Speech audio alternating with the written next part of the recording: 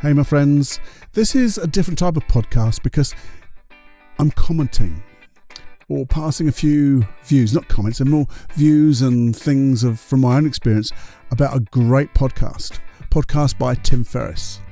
It's where he becomes very vulnerable and talks about abuse that he suffered in his life, his early life, and how it affected him and how he's trying to get over it. He has a lovely confidant and she gives her advice too, and both of them are so brave. But I wanted to add something to it because I just felt that from my perspective I give a little bit more. Just a view. It's just a view. I don't know everything, but it was just a few things that I felt might just help. You never know. And if it does, that would be awesome. And that's what we're here for, isn't it? To help. Because the wonderful message that comes through that particular podcast is, you're not alone. So do have a listen or search for the Tim Ferris podcast about his abuse, where he becomes so vulnerable, such a wonderful man, so honest. And also just listen to this if you would. I just want to give an idea, a thought, to get you thinking and make a difference. So I think it's really important, isn't it? Have a listen after this.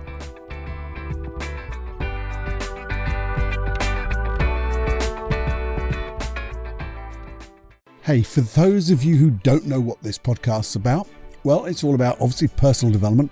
Unplugged, why unplugged?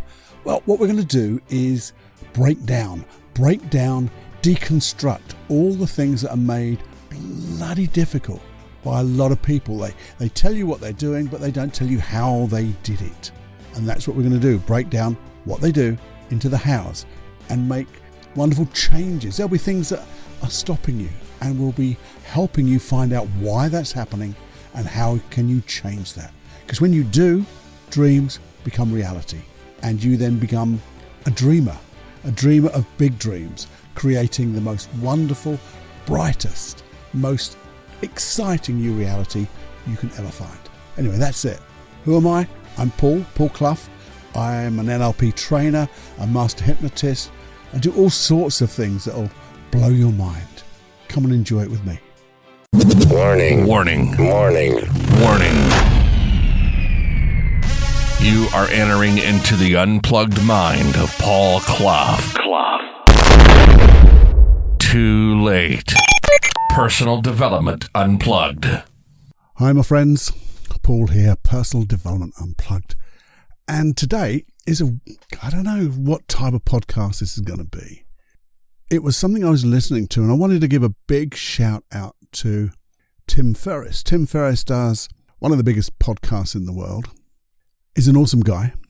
He has and does talk about his problems, issues in a lot of the interviews he's done. And in fact, they are like an interview where he's sometimes even the client and he's getting the advice from the people he's interviewing.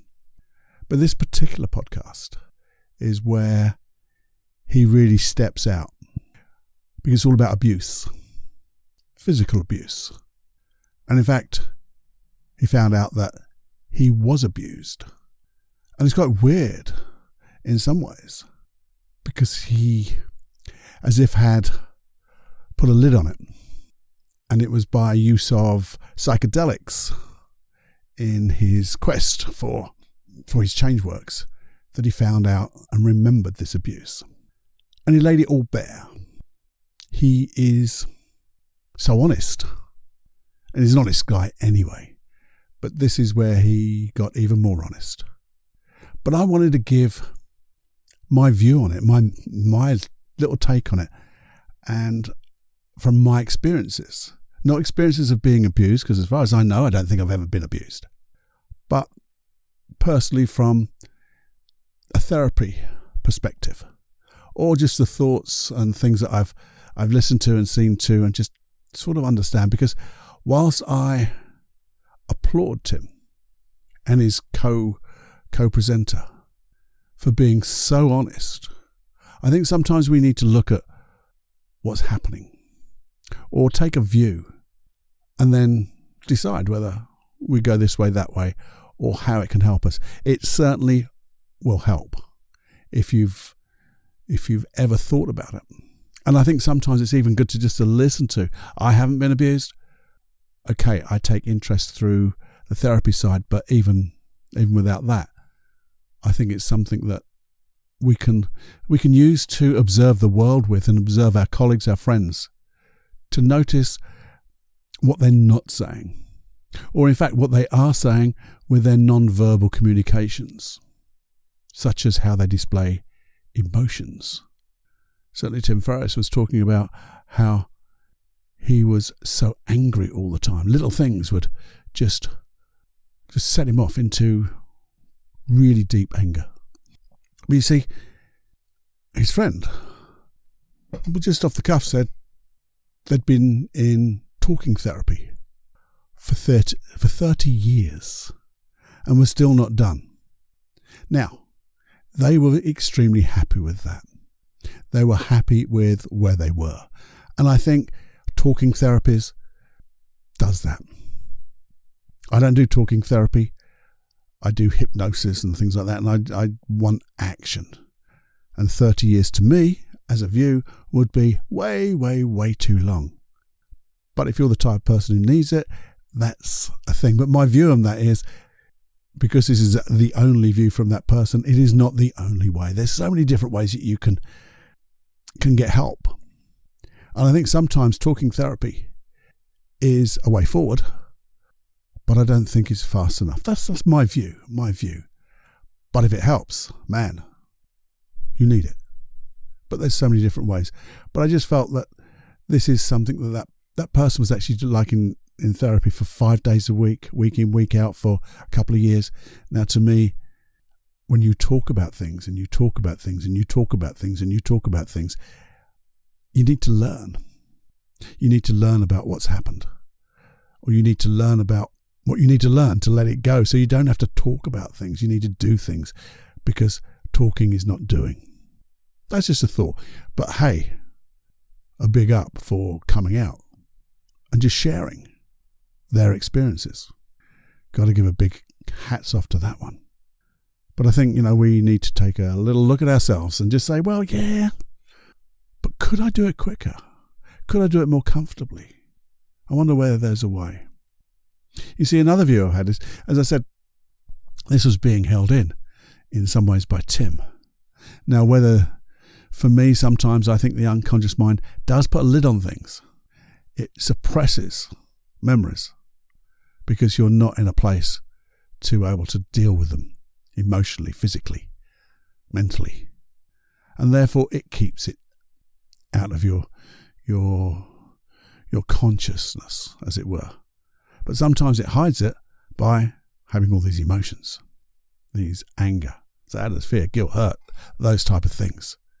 But the thing is, when you see, what got me was Tim was saying he'd taken some psychedelics, and I know a lot of people use psychedelics, and there is a great thing for trying to get over things like PTSD. There's a new move to using psychedelics as a way to treat PTSD and inducing memories.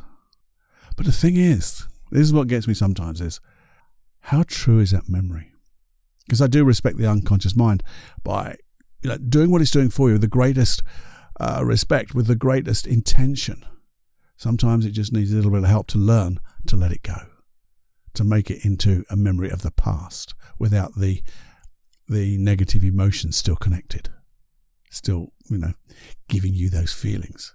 It should be it was a shit thing that happened in the past, but that's it. It's in the past. That was me then and not me now. So I have to wonder sometimes, how true was that memory? Because I know, and I'm sure you do, that when you're in a good mood, the rubbish that happened in the past doesn't seem quite so rubbishy. In fact, sometimes we laugh at the stuff that we were absolutely scared. We were worried. We didn't know where we were going to turn. And then someday we'll turn back and laugh at this. And we do. Well, we always say, well, why didn't we laugh at it then? Maybe because we haven't learned yet. But the thing is, the state of our own mind at this particular time, the state that we're in, if it's an upbeat state, a positive state, those memories do not seem to so bad. It means sometimes because we're in that state, we can actually look in and at that memory and learn from it. If we need to, that is. We'll go on to that later.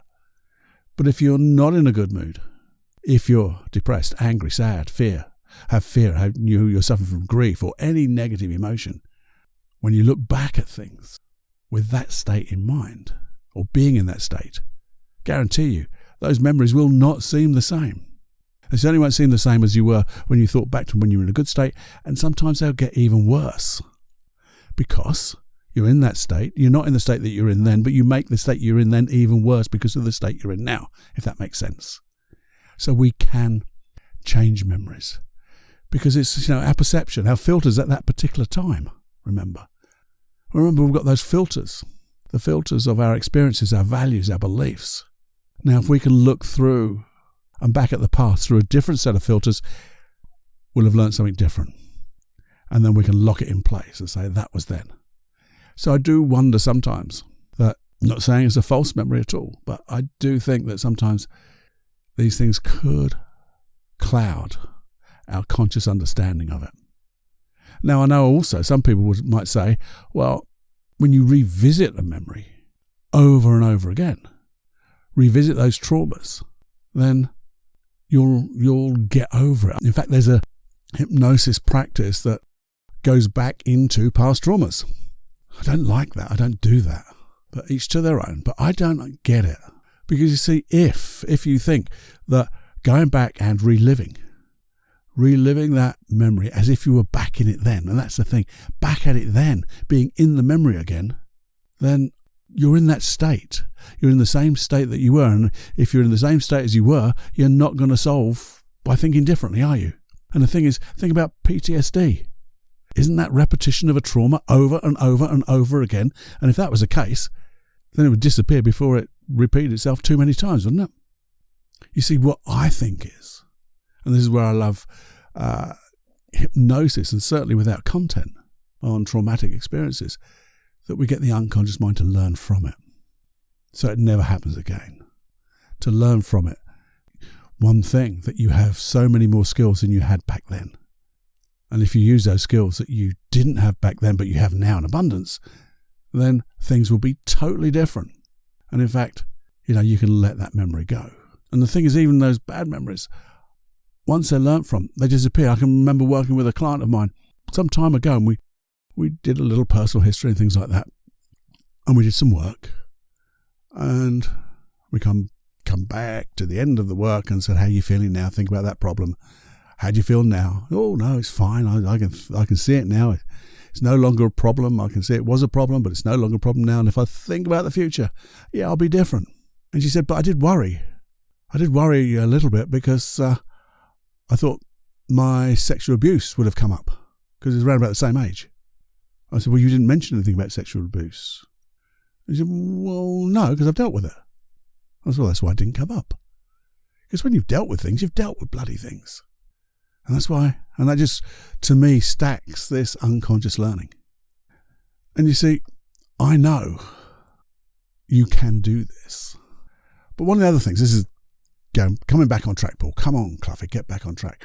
One of the great messages that came through here, and I'll be repeating this even more. Great message from Tim Ferris. You're not alone. You are not alone. Because it is a very lonely, isolating feeling, which is why these things come up, because it's an isolating event. You can be in a crowd, but boom, it's so highly emotional that you've got no strategy. You've got nothing. You haven't got the experience, the wisdom to deal with it. And it's so isolating. And you take this isolation into the now, I guess. But here's the message, you're not alone. And I think this is the standout thing for me, is coming out on a podcast to show everybody you're not alone.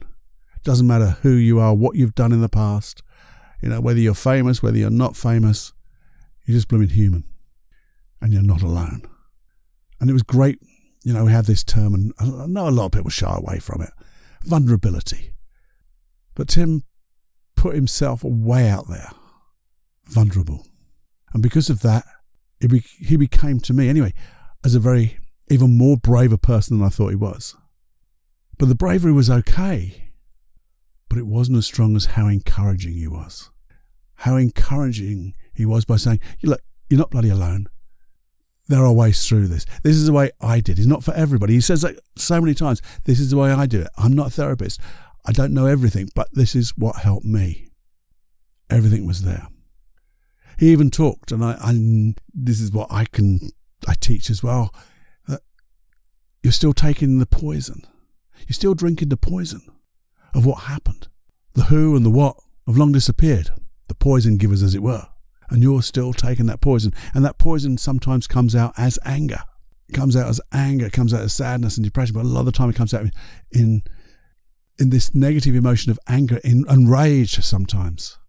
And it's so highly energized and can be so toxic just as poison. Now, if you think about that, does that serve you? Sometimes it does. I don't agree with some of the terminology that anger can be good for you because it gives you motivation. I can think of a million different emotions that would give you more motivation. But for some people, they think, well, I think it's sometimes we're reframing that anger to say it does serve us. But you see, recognizing that too. And I think this is where it all started for Tim, was he was beginning to recognize how this anger kept boiling up in his life. And that's when he went to work on things. And it all came out. The thing is, he was saying, I've really got over this, or getting over it. But then he said something which says, if he met that person again, he would shoot them. Now, that to me is not getting over things, because he hasn't let it go. Because then he went on to forgiveness. Now, a lot of people think that forgiveness is accepting that what that person did was okay. That's not forgiveness. They're responsible for their behaviours. End of. Therefore, they have to, if it is, pay the price of their actions, because they were responsible to it. No one made them do it. But the thing about forgiveness is not forgiving that person, going having a drink with them, being a friend of them. No. Because this is how it came to me anyway through this podcast. But it's more about disconnection. That is, to me, the forgiveness side of it. We do a wonderful process. We actually call it the forgiveness pattern, but it's all about disconnection. Disconnecting from the people, the things, the events in your life that no longer support you. Because you're dragging them around. You're literally dragging that emotion with you and the effects and that poison and everything about it. So it's a matter of letting go of that, disconnecting from that person. That's it. Done. End of. Because they don't support you. That poison is not supporting you. The effects of that poison is not supporting you. So with a wonderful process like the forgiveness pattern, purely disconnecting. Disconnecting from them, disconnecting from the old you that used to suffer that. Things that don't support you. And that can help considerably. You see, there's a guy I used to listen to, and he no longer does podcasts, which is such a shame. A guy called Jeff Thompson. I've talked about it before. He is such a lovely guy. He went from sweeping in a factory floor, I'll say that again, sweeping on a factory floor, to being a black belt in every type of martial art you can think of. So highly respected. To a playwright, a movie playwright. In fact, he won awards for writing. And he used to say, because he was abused at a young age, his anger would come out. And he would channel that anger into writing. He would reframe it into using it for good, using that energy for good, which I guess to me is the next best thing, to say, well, if I've got it, I've got to change it. So he changed it into, I believe, creativity. And when you're creative and you have the energy, that poison has to disappear, doesn't it? And he did the thing, he actually met his abuser. He didn't forgive him, but he disconnected from him. And now the guy's doing great things. He is such a lovely guy. So if you ever get a chance to look up the old episodes of the Jeff Thompson podcast, you'll get another sense of that. So these are all great things that are coming out from this one podcast, because there are other ways to look at things. I know Tim Ferris would probably say the same thing. This is not what he did. He said, this is not the only way. But isn't it great that it gets your grey matter thinking, where have I heard this before? What else have I done? What have I learned that I could help with? But the other thing you said, which is, again, it's sometimes just said, but it's meaningful when you take it for what it really is. It was not, and it is not your fault. Period. Full stop. That's it. Because you're not alone. It's time to stop taking the poison. I think you put those three together, because reframing just once sometimes hits, sometimes misses. But if you put those three together, was not your fault, because you're not alone. And it's time to stop taking that poison and say, F you. I survived. I will survive. I will be the best me despite of you, despite of what happened. And I think that's to me is then releasing that energy into saying, how can I use this? Means so much when you know that you're not alone, and you know you can do this work, and you can also know that there are ways that which you can get the help you need. You see, one of the things I wanted to share with you is my go-to. I don't tend to have go-tos, but this is my go-to. You see, if there are things when I really have this inkling that there may be something even deeper, something that is below the surface that probably hasn't been opened. And that's what people fear. People fear that they have this black box inside them, and you're going to open it and it'll all spill out, and you have this ab reaction. You'll have the pain, relive the pain again. And again, as I said, some therapists do this, so it happens. But, and it is a but, I think there's better ways. There's no need to open the box consciously. There's no need to let it spill out and be aware of it consciously. You've been doing that already with all the effects and the feelings. But you see, I think there's wonderful processes in the hypnosis world that goes under the banner of without content. You don't need content when you can guide your unconscious mind to go to that place with the instruction to keep everything away from the conscious mind. The conscious mind can dream of what it wants and how it wants to be, your goals, your dreams, bigger, better, brighter, while the unconscious mind learns, reviews, gets to understand what it's been trying to do that's no longer working when it brings in negative emotions such as anger, sadness, fear, grief, hurt, conflict, where it learns it can redirect that energy by using all the most wonderful skills that you have now. When it learns that you have so much more wisdom, experience right now than you ever did back then, and learns that, well, it's actually running on a strategy with limited experience, limited wisdom, limited behaviors, emotions, values, beliefs, whereas you have them all now. And it's that understanding then that it wasn't your fault. It's not your fault.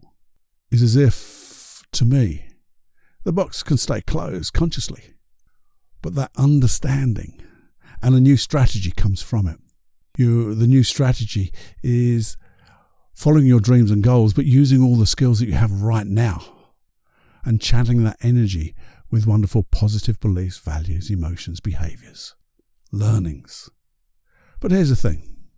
I want you to open the door if you've had anything like this.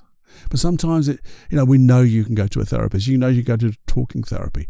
You know you can find help by talking to people. But here's the thing. If you have a story like this, what can you do right now? You see, I love having a safety net. Like Tim had. His confident there was his safety net. He knew they were going to be there for him if he had a wobble. Well, a therapist can do that. A friend can do that, if you choose wisely. So you can maybe, as something to do, just to get it out, just Tell your story to a confidant or confidence. Open the door. Even it's like the 5-minute quickie I've either put out or will be putting out. It starts off with something like, I didn't want to talk about this, but I've been feeling really X, Y, Z. And I think it's because of, and that's it. You've opened the door. And notice what happens. And what happened to Tim was that the people he found as confidants actually had similar experiences. And he had a wonderful safety net to move forward. For me, when, nothing to do with abuse, but when I was in my lowest, in a very black time, for me, it was to record it. I actually bought an 8-track, well, I was only ever used one, but an 8-track recorder. It's so cheap now. And I told my story to myself. And I told it in a way that it is a book of a sort, and it will going to make it even to another book, an Audible book. So I re-record it, but in a way to help others, because I had this journey, this adventure. Didn't seem an exciting adventure at the time, but it was my way of getting it out of me. So it didn't keep going round and round in circles in my head, and the pictures in my mind kept getting worse and worse. Well, when I recorded it, as I felt it was, that's it. It was done. And then I was also working on ways to change it. And I recorded that too. And that's a great thing, because you can always come back to it. But by getting it outside of you, to me, it just makes such a difference. So whether it's with a therapist, or whether it's with a confidant, or whether it's just with a bloody recording machine sitting in front of you, just talking. Sometimes I listen to it, sometimes I don't. I actually got it written out after that. So from that narration, I got it written out, and I read it occasionally. And the good thing is I can tell by when I do that, it goes, yeah, it was a shit time, but that was then. The other way to do it is if you're the type of person who can write it out, but write it out as if this is it, with your right intention. The right intention, I'm going to write this out to get it away. I want it to stop coming out in my mind and going round and round and round. You can do it by just journaling, I guess. I mean, there's a lovely way, the artist way, where you just journal and you just let your pen write, no matter what you're writing. But when you notice you're writing about that particular thing, just notice, put it in the past tense. So it was a bad time. I did feel that. Maybe you can get really curious and come up with another way. Maybe you could draw some pictures, some symbols that just reflect how you feel. Maybe you can just write it in questions. What would it like to be and feel this way? How can I use this energy? Maybe just writing down things like, and I don't know why I write it in the front of every journal. I write, and I always have done for the last 15 years. You're not alone. You're not by yourself. You're with yourself. So it's a similar message that you're not alone. You're always with yourself, and you're always right here, right now. You're in the moment, in this moment. And that was years ago.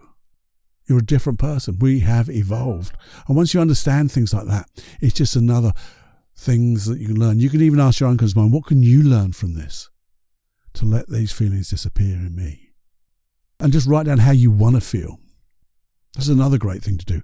Write down how you want to feel right now.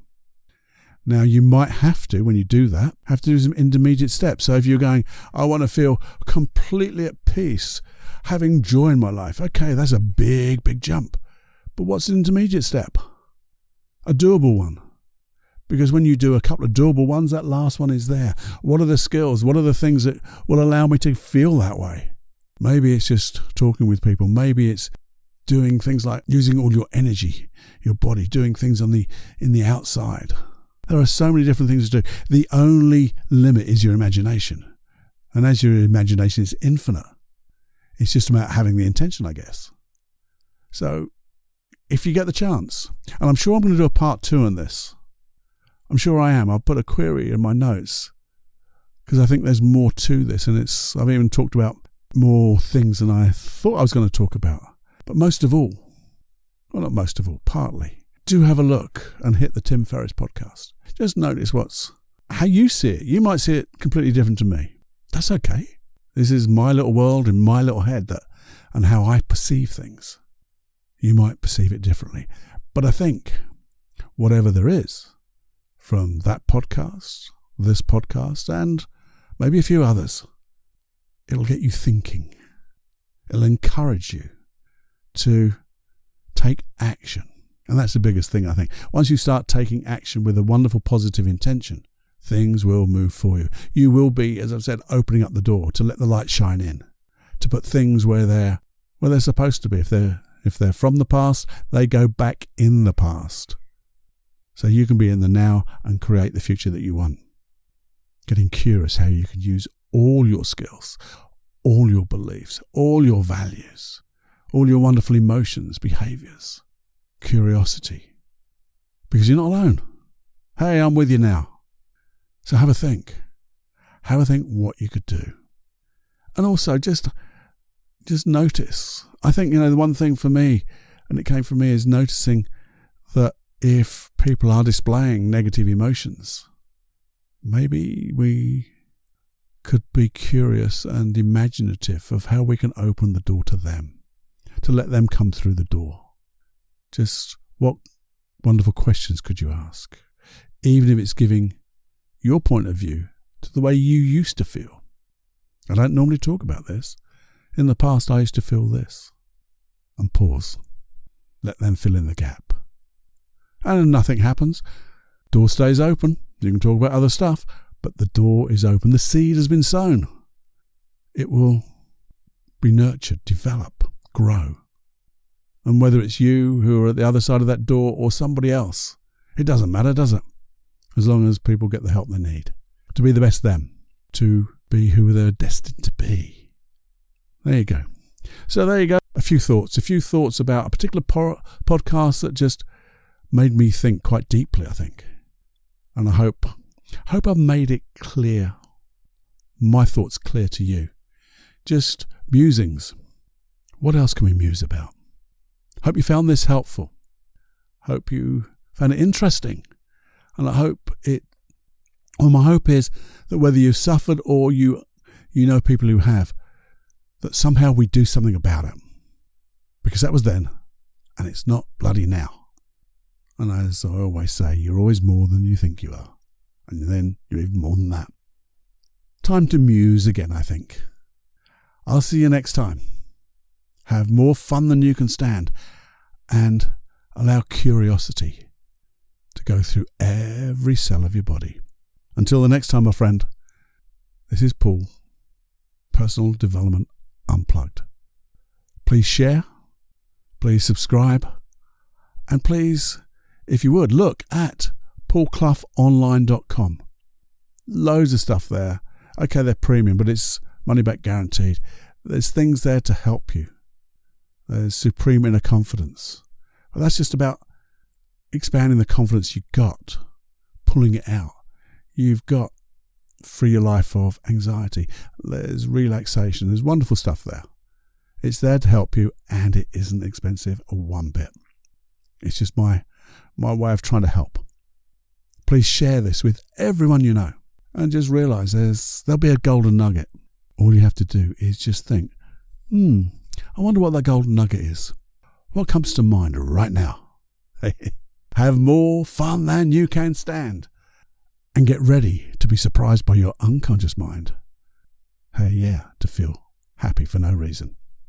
Bye-bye now. So, the 90 seconds of hypnosis tracks. Why have I put hypnosis tracks on a separate website? Well, it's so simple really. I wanted you to have them all in one place, so you can look through them all. You can find the particular one you want. I've even made them downloadable, so you can put them on any of your playing devices that you prefer. You don't need Wi-Fi, you don't need the iTunes or whatever. You can put them anywhere you like. You can even burn them onto disk if you want. Where do you get them? Well, there you go. I told you, it's paulcloughonline.com/podcast. If you're worried about your email address, Please don't be, because they stay totally safe with me. I only use them to send you out that email and give you access. Simple as that. I send you a link, a special link, so you and only you can access those hypnosis tracks, because I want them just for you. And the other thing about this is you've taken responsibility. I don't want to make these open to everyone, just random. You have taken responsibility to listen and be part of this community of personal development. And I want to help you. I want to help you personally to get your dreams, your goals, and therefore I'm giving you these tools, these protocols, these paradigms, whatever you want to call them, but in deep hypnosis. So just enjoy.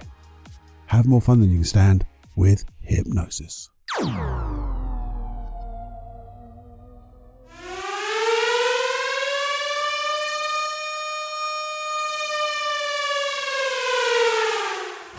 Warning, you are now leaving the unplugged mind of Paul Clough. It's time to fly on your own. Be brave, my friend. Personal Development Unplugged.